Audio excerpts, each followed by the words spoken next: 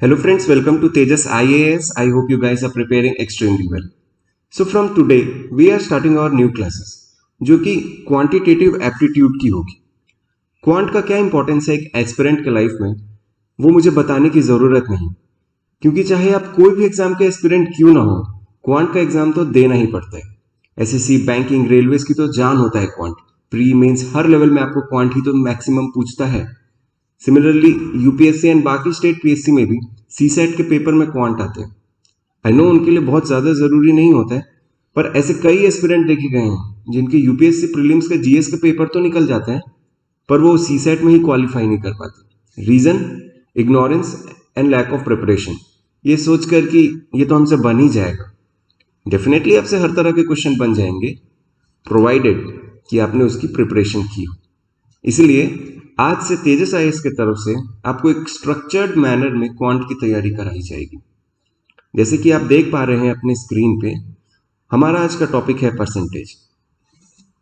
जैसे हम लोग स्कूल में इंग्लिश स्टार्ट करने से पहले सबसे पहले ए एंड दी आर्टिकल्स को पढ़ते थे, क्योंकि वो आगे वो हर जगह यूज होने वाला होता है। सिमिलरली क्वांट में सबसे पहले आपको परसेंटेज का नॉलेज ग्रैब करना चाहिए, क्योंकि हर चैप्टर्स में आगे जाके आपको ये डायरेक्टली या इनडायरेक्टली मदद करने वाला है। फिर वो चाहे प्रॉफिट लॉस हो, SICI, डिस्काउंट, पार्टनरशिप, मिक्सचर या एलिगेशन, हर टॉपिक में आप क्वेश्चन शॉर्टेस्ट टाइम में सॉल्व कर पाओगे अगर आपको परसेंटेज को यूज करना आ गया।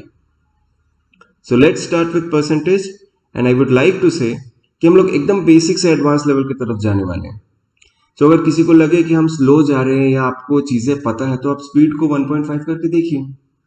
जहां से आपको न्यू लगे वहां से नॉर्मल कर लीजिएगा, बट छोटी छोटी ही सही, पर कुछ ना कुछ मैं न्यू इन्फॉर्मेशन तो आपको देते ही रहूँगा। सो आई रिकमेंड कि आप पूरा नॉर्मल स्पीड में ही वीडियो को कंप्लीट कीजिए। सिंपल। चलिए, तो सबसे पहले कुछ बेसिक चीज़ों को समझते हैं। या चलिए मैं आपसे एक क्वेश्चन पूछता हूँ कि क्या परसेंटेज और परसेंट एक ही चीज़ है कि इनमें कुछ डिफरेंस है? लेट्स सी क्या है परसेंट। क्या होता है परसेंट? एक सबसे पहले तो एक लैटिन वर्ड है। किसका लैटिन वर्ड है? परसेंटम का।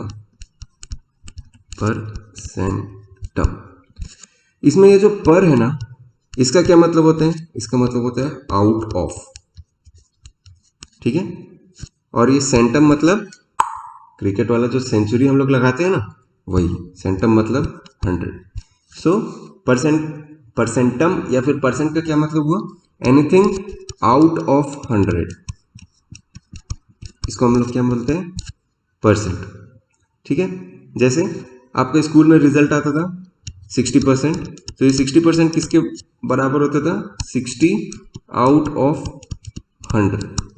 किसी को टॉपर स्टूडेंट हो गया सो उसको 90% आता था, 90 आउट ऑफ 100। इसका यही लिटरल मीनिंग है।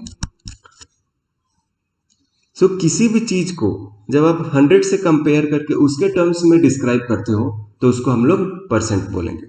परसेंट का सिंबल इस तरह का होता है, जिसका एक्चुअल मीनिंग क्या होता है? डिवाइडेड बाई 100, ठीक है। नाउ परसेंटेज क्या होता है? जब किसी क्वांटिटी को आप परसेंट से मल्टीप्लाई करते हो तो जो आपको रिजल्ट मिलेगा उसको परसेंटेज बोलेंगे। क्या बोला मैंने? कि अगर किसी क्वांटिटी को आप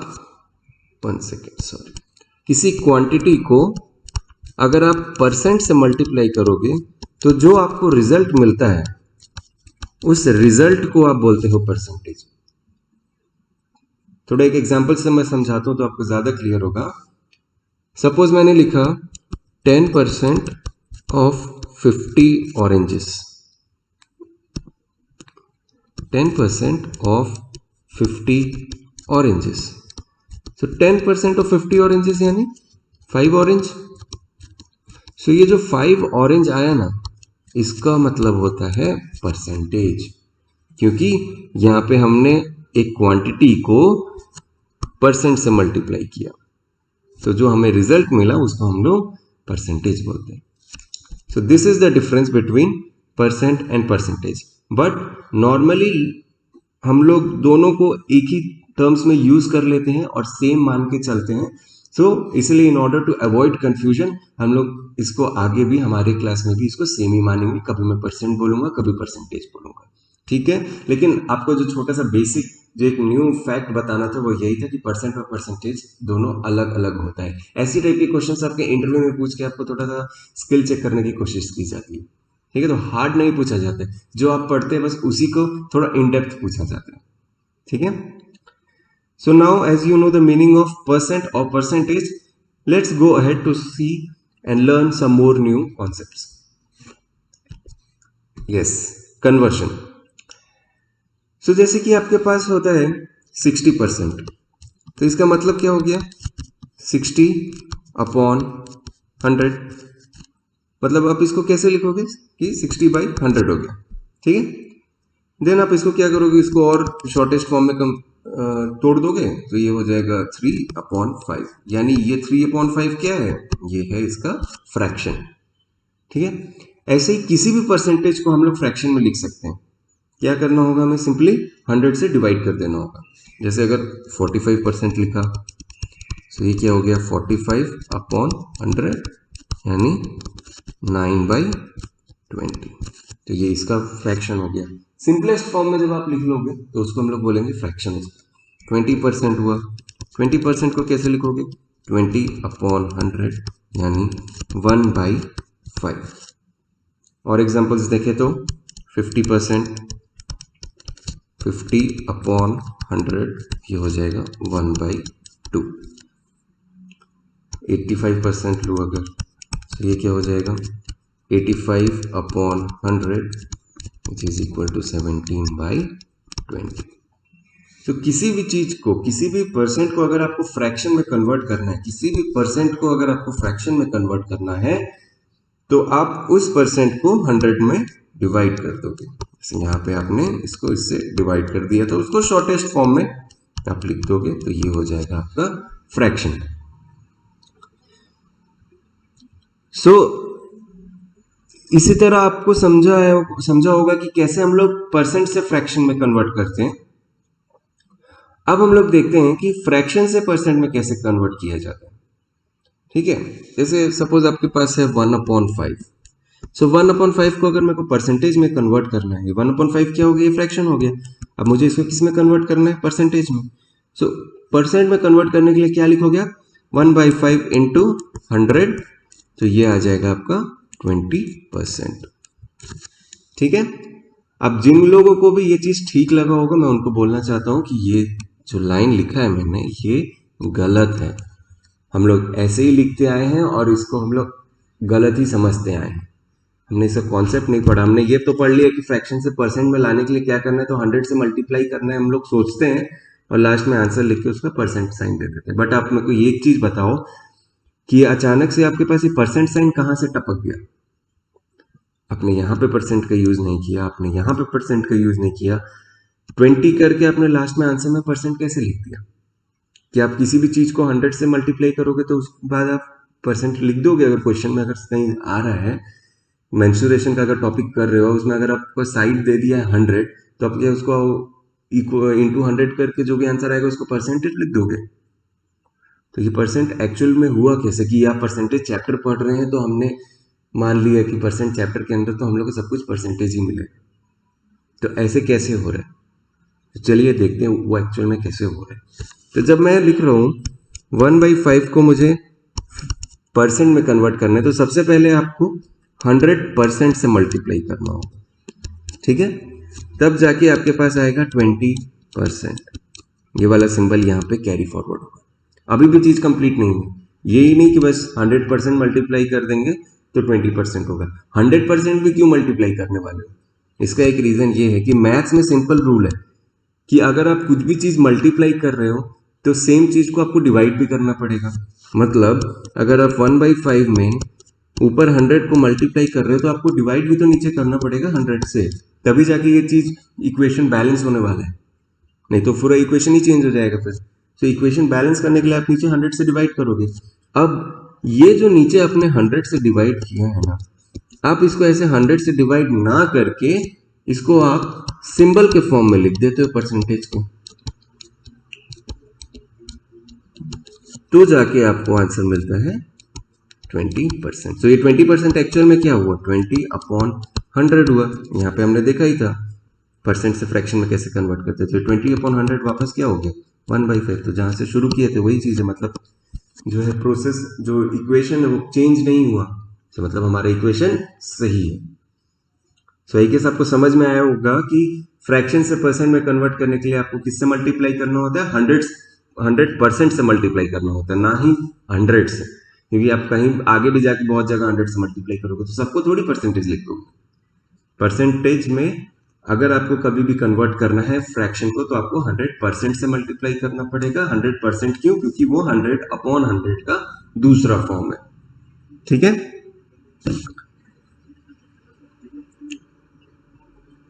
तो और भी कुछ एग्जांपल देख लेते हैं। जैसे आपने लिख दिया 1/20, तो 1/20 इंटू 100% करोगे तो ये कितना हो जाएगा, 5% हो जाएगा।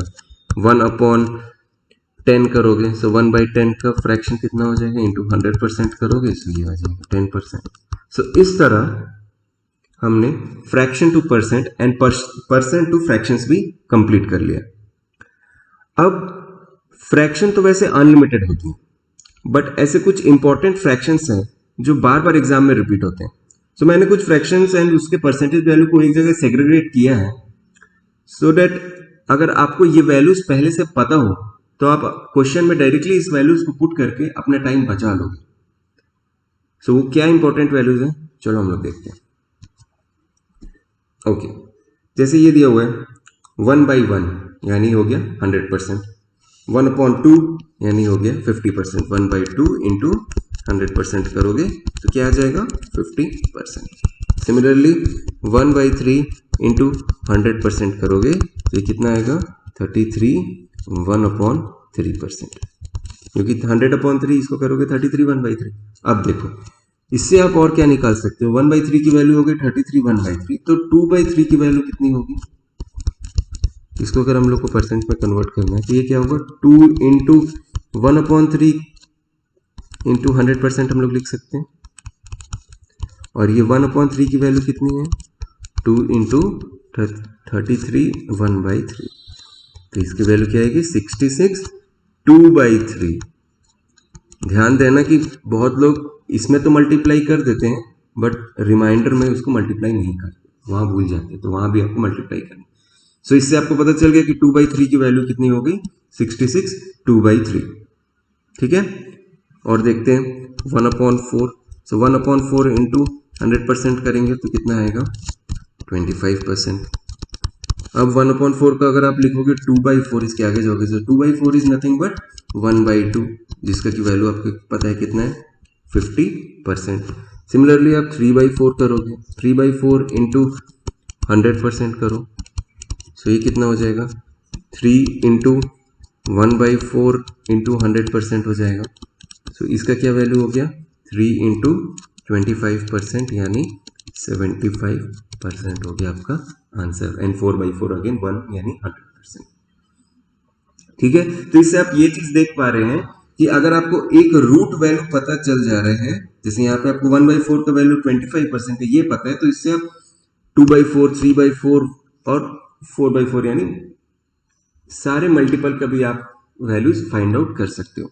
ठीक है, चलो और देखते हैं 1/5 1/5 इंटू 100 करोगे 100% करोगे तो ये कितना आ जाएगा 20%। ओके, देन 2/5 करोगे 2/5 इंटू 100 करोगे कितना आएगा 2 इंटू 20% अगेन तो ये हो जाएगा 40%। सिमिलरली 4/5 करोगे तो ये कितना आ जाएगा 4 इंटू 1/5 का 100 इंटू 100% यानी 4 इंटू 20% यानी ये हो जाएगा 80%। ठीक है, इस तरह हुआ। अब एक चीज देखो, जैसे आपने लिया 1/6, सो 1/6 इंटू 100% करोगे तो आप यहाँ पे देखो 1/6 की क्या वैल्यू दी हुई है 16 2/3, तो आप यहाँ पे लिखें 16 2/3%। अब इसको आप अगर 5/6 की वैल्यू निकालो, 5/6 क्यों बोल रहा हूँ, जैसे 2/6 करोगे तो ये क्या हो जाएगा 1/3, तो इसकी वैल्यू हमारे पास है पहले से 33 1/3। देन 3/6 करोगे तो ये हो जाएगा 1/2, इसका भी वैल्यू है हमारे पास 50%। 4/6 करोगे तो ये कितना हो जाएगा 2/3 हो जाएगा, इसकी भी वैल्यू है हमारे पास। अब बचता है 5/6। 5/6 के केस में आप ये देखो 5/6 यानी 5 इंटू 1/6 इंटू 100% करोगे, ठीक है। अब 1/6 इंटू 100% की वैल्यू क्या दी हुई है 16, 2/3%। तो यानी इसकी वैल्यू कितनी हो गई 80, 10/3%, ठीक है। यहां पर देखो 80, 10/3%, ये वैल्यू आई हमारी किसकी 5/6 को अगर जब आप परसेंट में कन्वर्ट करो। बट एक चीज आप देखो ये वाले फ्रैक्शन में आपको कुछ गड़बड़ दिख रहा होगा। क्या गड़बड़ है कि ये प्रॉपर मिक्स्ड फ्रैक्शन के फॉर्म में नहीं है। कैसे नहीं है कि ये जो होता है ये तो हो गया हमारा क्वोशेंट, ये होता है हमारा रिमाइंडर, और ये होता है हमारा नहीं, ये होता है हमारा डिवाइजर, सॉरी ये हो गया डिवाइजर, और ये होता है हमारा रिमाइंडर।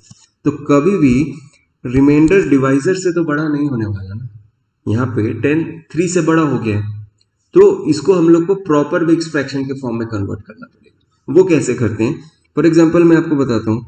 जैसे यहाँ पे लिखा हुआ है 3 1/4,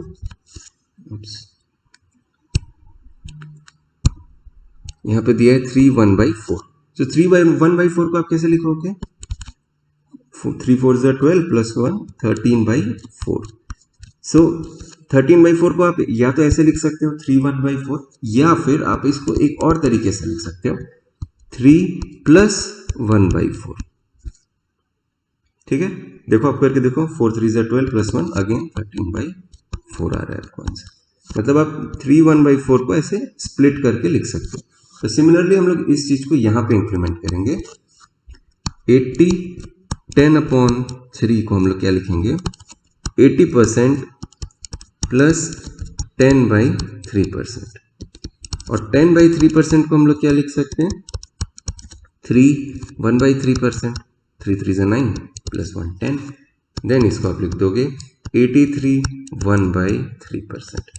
सो 5/6 का वैल्यू क्या है 83 1/3% एंड नॉट 80 10/3%, क्योंकि ये प्रॉपर मिक्स्ड फ्रैक्शन में नहीं दिया हुआ, और ये हो गया आपका प्रॉपर मिक्स्ड फ्रैक्शन के फॉर्म। आई गेस आपको ये चीज समझ आई होगी। चलिए और कुछ देखते हैं हम लोग इसमें, और एग्जांपल अगर लेते हैं तो पहले मैं इसको एक बार क्या करता हूँ इसको क्लीन कर लेता हूँ, इरेज ऑल। तो चलिए अब दूसरे एग्जांपल लेते हैं 7/13। तो 7/13 के लिए आप पहले देखोगे डिनोमिनेटर में क्या वैल्यू दिया हुआ 13 वैल्यू दिया है, मतलब 1/13 का आप रूट वैल्यू निकालो। 1/13 का रूट वैल्यू क्या दिया है 7 9/13, 7 9/13%। तो मतलब 7/13 की वैल्यू क्या हो जाएगी 7 टाइम्स ऑफ 7 9/13। तो इसको कितना हो जाएगा 7 7 49, 7 9 63/13%। अब यहाँ पे भी आपको वही चीज दिक्कत आ रही है कि आपका रिमाइंडर जो है डिवाइजर से बड़ा हो जा रहा है। सो उसको हम लोग को फिर से कन्वर्ट करना पड़ेगा। वो कैसे कन्वर्ट करेंगे, इसको आप लिखोगे 49 प्लस 63/13, ठीक है। यानी इसको लिखोगे 49 प्लस 411/13, यानी इसकी वैल्यू हो गई आपकी 53 11/13%, ठीक है। सो क्वेश्चन में आपको कभी कभी क्या देगा कि 53 11% of X is something, then find the value of X, ऐसे अगर लिख दिया तो अगर आपको क्वेश्चन में ये पता है कि 53 11/13 की वैल्यू एक्चुअल में 7/13 होती है फ्रैक्शन में, तो आपको क्वेश्चन को बहुत क्विकली कुछ सेकंड्स में सॉल्व कर जाएंगे एज कंपेयर टू उस बच्चे के जो पहले इस फ्रैक्शन को कन्वर्ट करेगा पूरा 53 इंटू 13 प्लस 11/13 करेगा, फिर इंटू 100 करेगा, फिर जाके उसको ये 7/13 की वैल्यू मिले, ठीक है। और देखते हैं कुछ, जैसे 4/9 लिखे हम लोग, सो 4/9 जब आप लिख रहे हो तो आप पहले डिनोमिनेटर में देखो कौन सा वैल्यू है, 9 है, तो मतलब आपको 1/9 की वैल्यू, रूट वैल्यू देखनी है। सो 1/9 क्या है, 1/9 है 11 1/9, तो मतलब 4 इंटू 11 1/9 करोगे आप, तो ये हो जाएगा 44 4/9%। ठीक है, और देखते हैं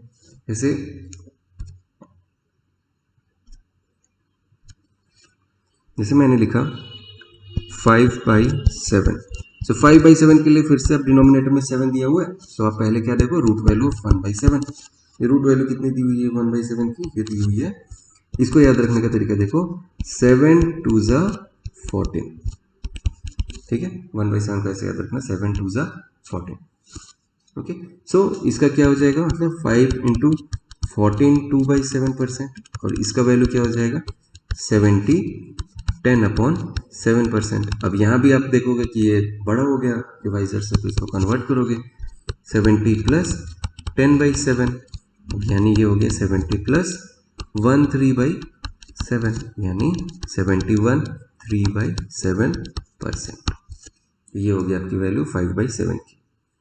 और देखते हैं 3/8 अगर आपको दिया है, जैसे 3/8, सो आप 1/8 को देखो, 1/8 की वैल्यू क्या दी हुई है 12 1/2, तो यानी 3 इंटू 12 1/2%, यानी ये कितना हो जाएगा 36 3/2%। अब यहाँ पे फिर से ये बड़ा हो गया, तो इसको आप लिखोगे 36 प्लस 3/2, यानी ये हो गया 36 प्लस 1 1/2, यानी 37 1/2%।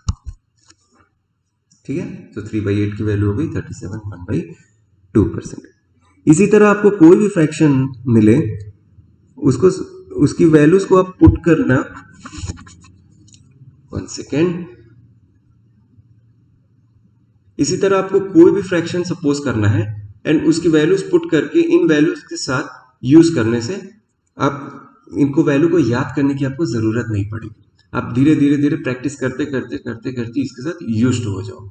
सो या तो आप एक काम करना कि इस टेबल का प्रिंट आउट निकाल के आप जहां भी आप पढ़ते हो उस पे दीवार पे आप चिपका देना, सो दैट कभी भी आपकी नजर उस पर पड़ेगी तो आप वैल्यू देख लोगे, ओके 1/6 की वैल्यू 16 2/3 होती है, ऐसा आपको समझ में आ जाएगा। ठीक है, अब एक चीज ध्यान से देखो, जैसे 50% को हम लोग अगर फ्रैक्शन के फॉर्म में लिखते हैं तो क्या होता है 50/100, यानी 1/2, ऐसे ही लिखते हैं। तो अगर मैं 100% को लिखूं तो वो कैसे होगा 100/100 विच इज इक्वल टू 1 होगा। सो मतलब अगर 100% पे 1 यूनिट आ रहा है, सो 200% पे कितना होगा 2, 300% का वैल्यू कितना होगा 3, एंड सो ऑन। 100 के मल्टीपल्स पे आ रहे हैं तो वो सिंपली उसका न्यूमरल वैल्यू हो जाएगा। ठीक है, सो अगर आपको क्वेश्चन में दिया हुआ है सपोज, अगर आपको क्वेश्चन में दिया हुआ है सपोज 466 2/3% ऑफ एक्स समथिंग, किसी भी चीज का 466 2/3% निकालना है, तो आप इसको कैसे सॉल्व करोगे, इसको सॉल्व करने का तरीका है कि आप इसको स्प्लिट करो। कैसे स्प्लिट करोगे, 466 2/3 को आप लिख सकते हो 400% एंड 66 2/3%। जो चीज हमने पीछे किया था उसको हम यहाँ पे रिवर्स ऑर्डर में कर रहे हैं। ठीक है, तो 400 प्लस 66 2/3%। अब ये 400% का मतलब क्या हो गया, इसका मतलब हो गया 4, एंड 66 2/3 का मतलब क्या हो गया, हमने देखा था ना, इसका मतलब है 2/3। ठीक है, सो इन दोनों को जब आप ऐड करोगे तो इसका क्या मतलब हुआ 4 प्लस 2/3 यानी 14/3। सो ये वाला जो क्वेश्चन था 466 2/3 ऑफ एक्स, ये किस में कन्वर्ट हो गया अब 14/3 ऑफ एक्स। तो अगर क्वेश्चन में आपको x की वैल्यूज ऐसी दी हुई हैं जो कि 3 से डिविजिबल होगा, तो आप सीधा इसको कट करके क्वेश्चन को सॉल्व कर जाओगे। ठीक है। सो यही होता है इंपॉर्टेंस फ्रैक्शंस का परसेंटेज में, कि अगर आपको इतना बड़ा टर्म अगर आपको दिया हुआ है तो आप उसको कैसे सिंपल डाउन फ्रैक्शन में ऐसे कर सकते हो। ठीक है, आई गेस आपको समझ में आया होगा। चलो कुछ और एग्जांपल कर लेते हैं। जैसे मैंने आपको दिया 5162/3%। अब इसको आप कैसे स्प्लिट करोगे? 500 एंड 16 2/3%। अब 500 मतलब हो गया 5 और 16 2/3% किसका होता है? 1/6 का। तो ये क्या वैल्यू हो गई? 5 प्लस 1/6 यानी 31/6। देख रहे हो कितना आसान हो जा रहा है। कहाँ आप इसको 5162/3 को आप कैलकुलेट करते हो, कहाँ आपके पास सीधा 31/6 वैल्यू आ जा रहा है। सिमिलरली आप फ्रैक्शंस को ऐसे ऐसे ही स्पीड करके परसेंटेज में भी कन्वर्ट कर सकते हो। जैसे अगर मैं अभी आपको लिख के दूं 11/12, इसको आपको परसेंट में कन्वर्ट करना है, तो कुछ बच्चे क्या करेंगे? 11/12 इंटू 100 करेंगे, तो ये क्या आएगा? 1100/12, देन डिवाइड करेंगे एंड देन समथिंग समथिंग करेंगे। तो ऐसे करने से आप अपना 15 से 20 सेकंड ज़्यादा लगाएंगे क्वेश्चन को सॉल्व करने में, as compared to the student जिसको ये तरीका पता होगा कि हम ऐसे परसेंटेज से वैल्यू कैसे निकाल सकते हैं, या फिर फ्रैक्शन से या वैल्यूज पुट करके कैसे निकाल सकते हैं। तो मतलब वैल्यूज पुट करना मतलब 11/12 को आप क्या लिख सकते हो? आप लिख सकते हो 1 माइनस 1/12। ठीक है, अब 1 का मतलब क्या हो गया? 100%। और 1/12 का मतलब क्या हो गया? 8 1/3%। 1/12 की वैल्यू होती है 8 1/3%। सो इसको देखो, माइनस करने का भी इसका तरीका है कि आप क्या करना ना, जब इस वैल्यू से इस वैल्यू मिक्स फ्रैक्शन को माइनस करना है, तो क्या करना है कि यहाँ जो भी नंबर दिया रहे उससे एक टर्म ज्यादा माइनस कर देना। मतलब यहाँ 100 माइनस 8 1/3 दिए, तो आप करना 100 minus 9। So 100 minus 9 is what? 91। और उसके बाद जो डिवाइजर है उससे रिमाइंडर को माइनस कर देना। सो 3 माइनस 1 इज 2, और नीचे में वापस डिवाइजर लिख देना। सो ये हो गया आपका आंसर। कैसे माइनस के समझे? कि अपने जो पहला नंबर है उससे यहाँ पर जो टर्म दिया रहेगा, क्वोशंट का जो नंबर दिया रहेगा उससे एक नंबर ज्यादा आपको माइनस करके यहाँ पे एज अ क्वोशंट लिख देना है। और उसके बाद डिवाइजर से रिमाइंडर को माइनस करके यहाँ लिखना है, और लास्ट में डिवाइजर आपको यहाँ पे लिख देना है। ठीक है, कुछ और एग्जाम्पल देखें। चलो एक बार देखते हैं। जैसे आपको लिख दिया मैंने 38/13। तो 38/13 को आप क्या लिख सकते हो? 3 माइनस 1/3। बेसिक फ्रैक्शन है ये। ठीक है, तो इसका मतलब क्या हो गया? 3 मतलब 300%, माइनस 1/3 का मतलब क्या हुआ? 1/3 का क्या होता है? 33 1/3। करेक्ट? नहीं सॉरी, 3 माइनस 1/13 है।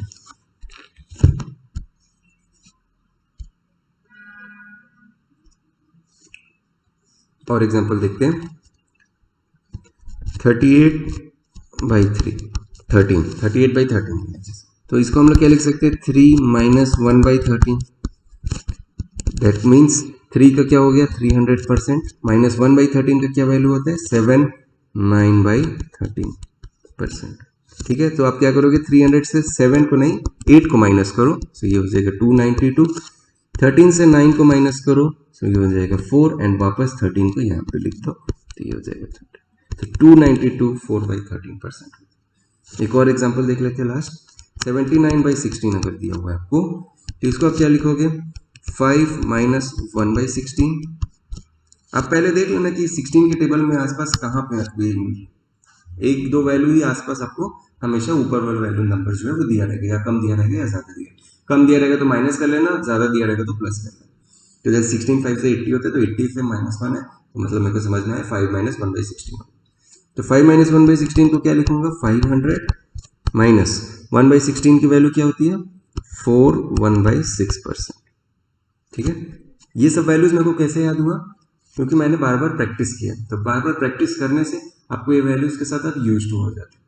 ठीक है, सो अभी आपके लिए थोड़ा डिफिकल्ट लग रहा होगा, लेकिन जैसे जैसे आप इस चीज को प्रैक्टिस करते जाओगे, मैं ये नहीं बोल रहा कि आपके पास एक दिन का टाइम है आप इन सब वैल्यूज को आज पूरा दिन भर बैठ कर रट्टा मारना और बस लिखते जाना, ऐसा नहीं। धीरे धीरे आप इसको प्रैक्टिस करते जाओगे, क्वेश्चंस में बार बार ऐसे ही वैल्यूज में रिपीट होते जाएंगे, तो फिर आप अपने आप उसके साथ यूज्ड हो जाओगे, कंफर्टेबल हो जाओगे। ठीक है। सो यहाँ पे 500 माइनस 4/6 है। यहाँ पे फिर से 500 माइनस 4 ना करके 500 माइनस 5 करूंगा, 495।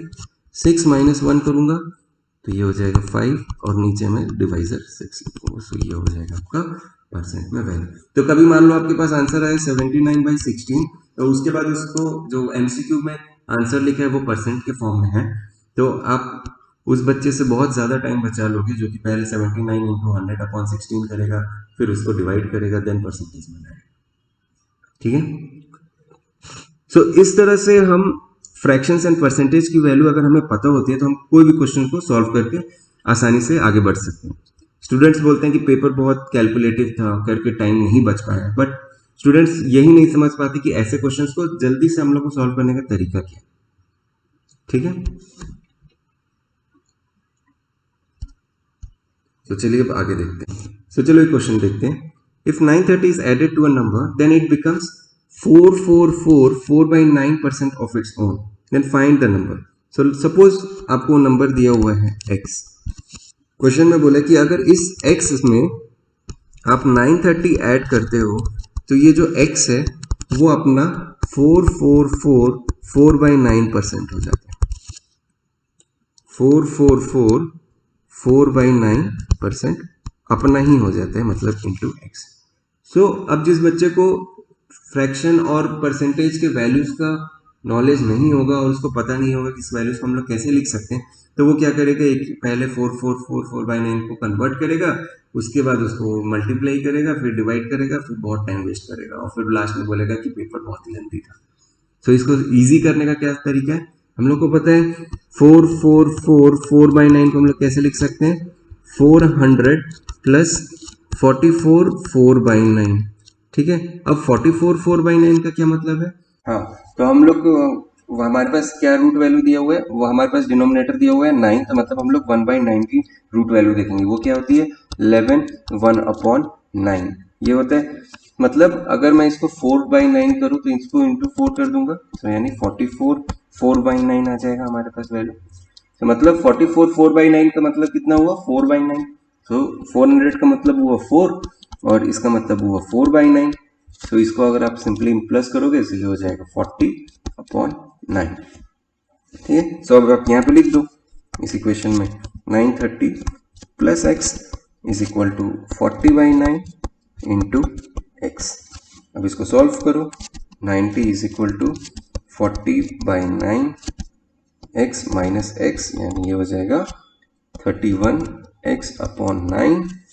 देन इसको आप करो, सॉरी ये 930, तो 930 into 9/31 is equal to X, और यहाँ पे आप 31 से ये 30, तो x की वैल्यू आपकी कितनी हो गई 270। तो देखा आपने कैसे आपको परसेंट की वैल्यू अगर पता हो तो आप उसको फ्रैक्शन में ब्रेक डाउन करके आप क्वेश्चन को इतना इजीली सॉल्व कर सकते हो, नहीं तो इतना इससे डबल लाइन तो सिर्फ आपको इसको फ्रैक्शन में कन्वर्ट करने में लग जाए।